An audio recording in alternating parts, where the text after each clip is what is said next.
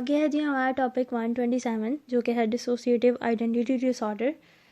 ये क्या है, इसको हम DID भी बोलते हैं, मतलब इसकी शॉर्ट फॉर्म है DID, dissociative identity disorder once known as multiple personality disorder. इसको जैसे पहले किसी ज़माने में हम लोग इसको मल्टीपल पर्सनैलिटी डिसऑर्डर बोलते थे।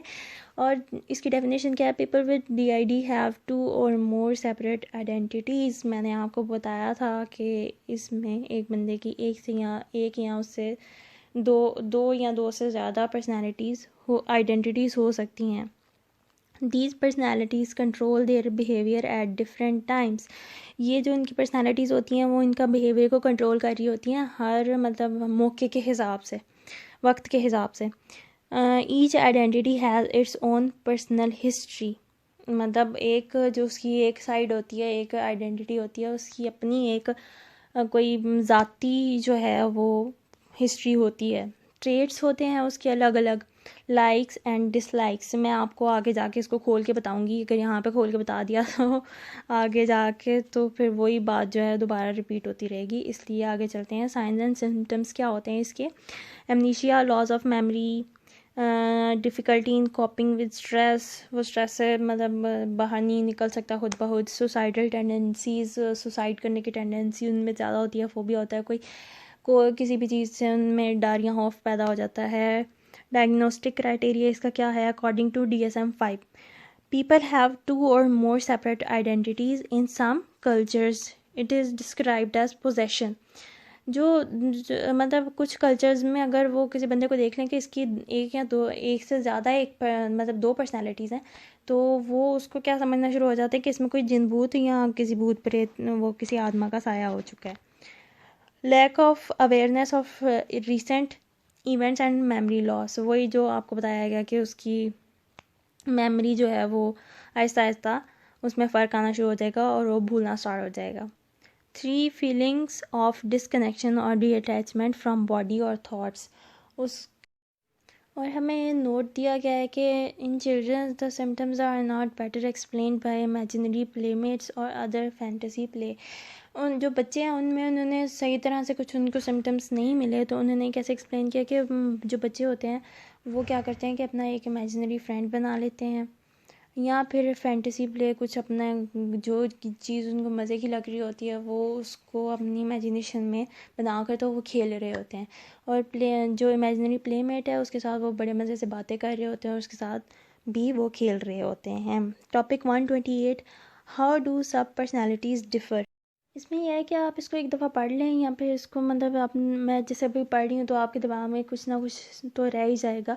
कुछ चीज़ें हम उनको अटेंशन नहीं देते कि ये एग्ज़ाम में नहीं आ सकती, लेकिन वो आ जाती हैं, तो इसलिए मैं आपको ये थोड़ा सा पढ़ के बता देती हूँ। These sub personalities often exhibit dramatically different characteristics and may differ in features as basic as age, sex, race and family history। ये इन चीज़ों में डिफरेंट हो सकते हैं। मतलब जैसे एक समझ लें मैं एक पल जो हूँ वो एक बहुत ही मैच्योर इंसान हूँ और दूसरे पल मैं एक छोटी बच्ची हूँ। They also may have physiological differences. अब ये हमारे MCQs के लिए भी वो पूछ सकते हैं कि फिजियोलॉजिकल डिफरेंसेस क्या हैं, तो ये होते हैं ऑटोनॉमिक नर्वस सिस्टम एक्टिविटी, जैसे कि ब्लड प्रेशर। हमारा ब्लड प्रेशर लेवल हर बंदे का अलग अलग है, हर एक का सेम तो नहीं हो सकता। एलर्जीज़ हो सकती हैं, जैसे कि एक बंदे को किसी खाने वाली चीज़, जैसे स्ट्रॉबेरी लेना, स्ट्रॉबेरी से एलर्जी है तो वो स्ट्रॉबेरी खा रहा है और उसकी हालत जो है वो ख़राब हो गई है, तो वो उसको हम लोग क्या बोलेंगे इसको ये एलर्जी है। और भी डिफरेंट सब्सटेंसेस, काफ़ी और भी चीज़ें हो सकती हैं। और उसके बाद उन्होंने एक रिसर्च की थी और इसकी इलेक्ट्रो एनसेलोग्राफ की मदद से इन्होंने ये रिसर्च की थी, तो इन पर्सनालिटीज़ को और भी ज़्यादा जानने के लिए।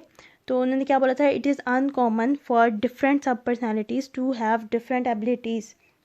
ये अनकॉमन सी बात है इन पर्सनैलिटीज़ के लिए, जो कि इनके अंदर हर पर्सनैलिटी में हर डिफरेंट एबिलिटीज़ पाई जाती हैं। जैसे कि मैं आपको छोटी सी एग्जांपल देती हूँ कि मैं इस डिसऑर्डर का शिकार हूँ फॉर एग्ज़ाम्पल। तो मैं क्या करूँगी कि एक पल मैं बोलूँगी कि ये कार मुझे ड्राइव नहीं करनी आती, और दूसरी पर्सनैलिटी में मैं सडनली स्विच कर जाऊँगी और मुझे वो कार चलानी आती होगी।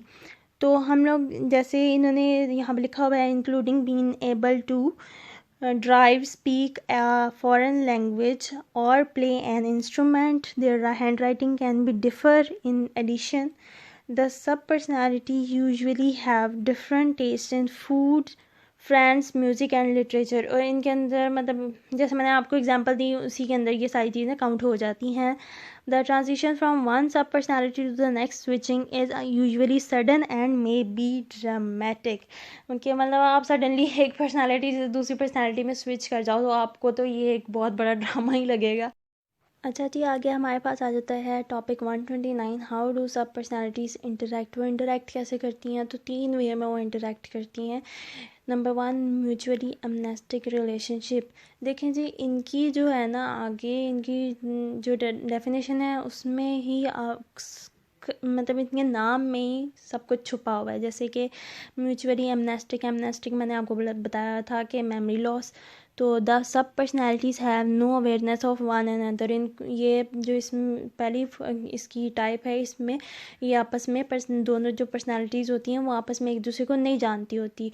और दूसरी जो हमारी टाइप है म्यूचुअली कॉग्नाइजेंट पैटर्न, इसमें क्या होता है? The sub personalities being aware and in tune with the other personality often having discussion with one and other. और इसमें ये एक दूसरे को जानती होती है पर्सनैलिटीज़ और आपस में इनकी एक डिस्कशन और कन्वर्सेशन भी हो रही होती है। और तीसरी क्या है जी? One way amnestic relationship. देखें एक वे में मतलब एक, अब इसकी मैं आगे आपको बताती हूँ फिर आपको समझ आएगी। द फर्स्ट सब personality is aware of second personality but the second personality is not aware of first personality. इसमें क्या होता है कि जो फर्स्ट पर्सनैलिटी होती है वो दूसरी पर्सनैलिटी को जानती होती है, लेकिन जो है ना उसको दूसरी पर्सनैलिटी वो फर्स्ट को नहीं जान रही होती। तो मतलब वन वे एमनेस्टिक, एक जो आपकी मेमोरी का हिस्सा है वो सही काम कर रहा है और दूसरी मेमोरी का हिस्सा जो है वो काम नहीं सही कर रहा। आगे को कॉन्शियस पर्सनैलिटी क्या होती है? The personality who is aware of second personality is called को कॉन्शियस सब पर्सनैलिटी। जैसे कि वो फर्स्ट पर्सनैलिटी दूसरी पर्सनैलिटी को जान रही होती है तो उसको हम लोग क्या बोलेंगे? को कॉन्शियस सब पर्सनैलिटी। अब जी करेक्टरिस्टिक्स क्या है को कॉन्शियस सब पर्सनैलिटीज़ के? Number 1, they are quiet observer who watch actions and thoughts of the other sub personalities but don't interact with them. तो वो क्या कर रहे होते हैं कि जो एक पर्सनैलिटी है उसके जो है ना दूसरी पर्सनैलिटी उसका सारी हरकत देख रहे होते हैं चुपचाप, लेकिन उनमें ईगो इतनी होती है कि वो उसके साथ डिस्कशन करना पसंद नहीं करते।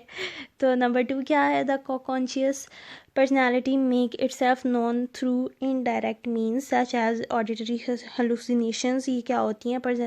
perhaps a voice giving commands, जैसे कि हमारे दिमाग में एक वॉइस होती है कि हमें ऐसा करना चाहिए, ऐसा करना चाहिए, तो हम ऑडिटरी हेलुसिनेशन इसको बोलते हैं। और authentic writing, the current personality में find itself writing down words over with it has no control. वो फिर क्या कर रहा होता है कि खुद से कुछ वर्ड्स जो हैं वो राइट डाउन कर रहा होता है जो उसके बस में नहीं होता। आगे MCQs के लिए ये 3 मैंने नीचे पॉइंट्स लिखे हैं। एवरेज नंबर ऑफ सब पर्सनैलिटीज़ पर पेशेंट इज़ मच हायर। जो 15 साल की औरतें हैं उनमें ये पाया जाता है और 8 साल की मर्दों में, ठीक है, इनमें ये ज़्यादा कॉमन होता है। There have been cases in which 100 or more sub-personalities were observed। बहुत ज़्यादा केसेस में 100 से भी ज़्यादा सब पर्सनैलिटीज़ को ऑब्ज़र्व किया गया है। ये MCQs के लिए सिर्फ आपके।